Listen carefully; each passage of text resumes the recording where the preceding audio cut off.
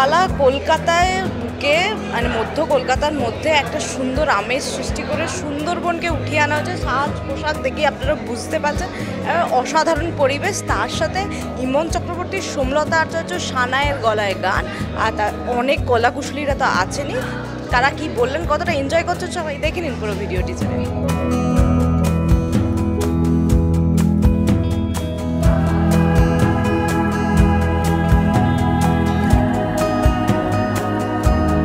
Music launch হয়, এখানে আমরা মিউজিক লঞ্চ করে ফেলেছি এবং আজকে জাস্ট একটা আড্ডা, কারণ গানগুলো ভীষণ সুন্দর, আমাদের খুব প্রিয়। ওরা গান শুরু করে ফেলেছে।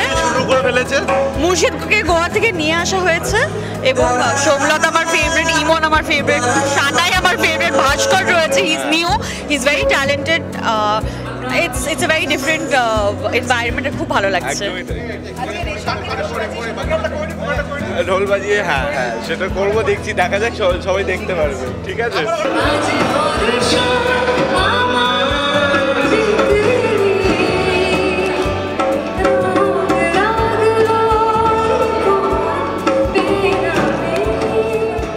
ভালো কাজ মানুষই শুনবে, সেটা আমার বিশ্বাস এখনও আছে। এবং আমরা সকলেই যেভাবে কাজ করেছি, আমরা পুরো আমাদের নিজেদের যতটা যা আমাদের আছে ভেতরে সবটা ঢেলে কাজটা করেছি সকলেই। সো পুরো অনেস্টি দিয়ে কাজ করেছি, আমার মনে হয় মানুষের ভালো লাগবে। অলরেডি প্রচুর ভালোবাসা অনেক গানই পাচ্ছে।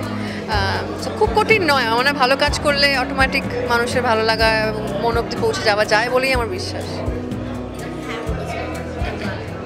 গানটা পার্সোনালি আমার প্রচণ্ড ভালো লেগেছিল কারণ এই ধরনের গান খুব একটা কেউ করলে আমার কথা কারোর মনে হয় খুব একটা মাথায় আসে না, কারণ আমার একটা অদ্ভুত এই pop star rock star image আছে এবং যেটা হয় সেই ইমেজটা থেকে ভেঙে আমাকে নিয়ে অন্য কেউ কিছু ভাবে সেটা খুব কম হয়।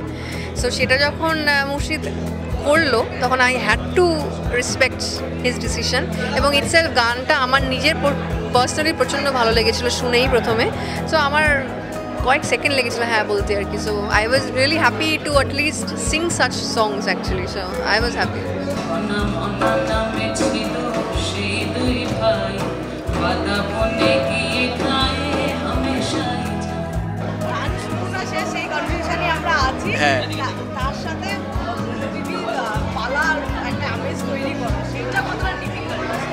এটা আমেজটা ক্রিয়েট করেছে ভাস্কর আর ও প্রথম দিকে, তারপরে ওকে খুঁজে পাওয়া যাচ্ছিল না, বেপাত্তা হয়ে গেছিলো। তারপরে আমার ঘাড়ে অনেকটা দায়িত্ব চলে এসেছিলো, তো আমি ওটাকে কমপ্লিট করি শেষমেশ। একটা বনবিবির পাঁচালি অ্যাড হয়, সেটা আমি করেছি। আর কিঞ্জল একটা গান গেয়েছে, সেইটা আমি করেছি। ও লাস্টে যে দুটো গান শোনালো, ও আর সোমলতা দি, অসাধারণ দুটো গান রিলিজ হয়ে গেছে অলরেডি দুটো, সবাই শুনুন ইউটিউবে। এটা খুবই মজার, কারণ হচ্ছে যে প্রথমত রানাদার আমার উপরে বিশ্বাস করা, কারণ আমি কখনো সুর করার নিজের জন্য বানিয়েছি টানিয়েছি আর কি। আর যেহেতু বনবিবির গান আর সুন্দরবনে আমার একটু অল্প যাতায়াত ছিল, কিন্তু মিউজিক নিয়ে সেরকম বিস্তার কিছুই ভাবনা ছিল না, তো সেইটা একটু জানা। এবং আমি খুবই হ্যাপি যে সোমলতাদি যে গানটা গেয়েছেন, আই হ্যাভ নেভার হার্ড সোমলতাদি লাইক দ্যাট বিফোর, যেটা হচ্ছে সবচেয়ে মজার যে সোমলতাদির এরম গান আমরা অনেক কম শুনেছি। সোমলতাদি সবসময় ওয়েস্টার্ন গানই গায়, এটা একেবারেই ইস্টার্ন টাচের একটা গান উইথ একটু ফোক টাচ, মানে অনেকটা মানে আলাদা জনারের একটা নতুন সে অনেক যত্ন করে এসে গিয়েছে, she is like amazing. So এটা একটা খুবই মজার এক্সপিরিয়েন্স। আমি একটা গান গেয়েছি যেটা ভাটিয়ালি গান, সেটাও আমার প্রথম করা, কিন্তু আমি সুপার এক্সাইটেড অ্যাবাউট সোমলতাদির গান, ওর গান। আর ও তো সাক্ষাৎ হচ্ছে।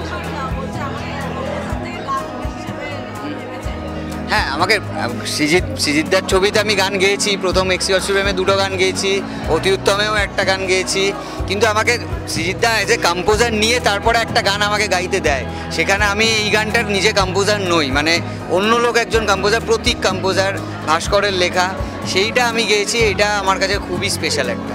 স্পেশাল মেনশন শাওনি মজুমদার, সেও অনেকগুলো ব্যাকআপ ভোকাল দিয়েছে, শ্বেতকেতু একটু ব্যাকআপ ভোকাল দিয়েছে, চয়নদা অ্যারেঞ্জ করেছে, প্রডিউস করেছে, অনিন্দিতা মিক্স করেছে, এরা প্রত্যেকে মিলে একটা খুব ফাইনালি এটা বেরোচ্ছে। আমি খুবই খুশি, কারণ অনেকদিন ধরে এই কাজটার পেছনে অ্যালবামটা খুবই ভার্সেটাইল অ্যালবাম হয়েছে। সকলকে অনুরোধ করবো যাতে শুনে দেখে ইউটিউবে গিয়ে। অলরেডি সব কটা গান রিলিজ হয়ে গেছে আজকে।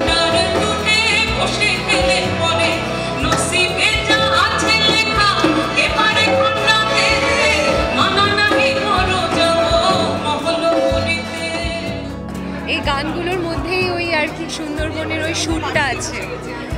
হ্যাঁ, কারণ আমি যেখানে ছিলাম সেখান থেকে আমি সবাইকে দেখতে পাচ্ছিলাম, আর এদের সবাইকে একসাথে সামনে দেখাটা, আমরা গানগুলো অনেকদিন ধরে শুনছি কিন্তু আমাদের তো সৌভাগ্য হয়নি অ্যাক্টরদের যে আমরা এই সিঙ্গারদেরকে এত সামনাসামনি শুনি, তো আজকে শুনলাম। আর এতজন কম্পোজার, এতজন ব্রিলিয়েন্ট সিঙ্গার্স, এতগুলো দারুণ কম্পোজিশন, ওগুলো সামনে থেকে শোনা মানে আমরা অলরেডি আপ্লুত, ভীষণ আপ্লুত, হেবি ভালো লাগছে যে আমরা এটা সাক্ষী হতে পারছি।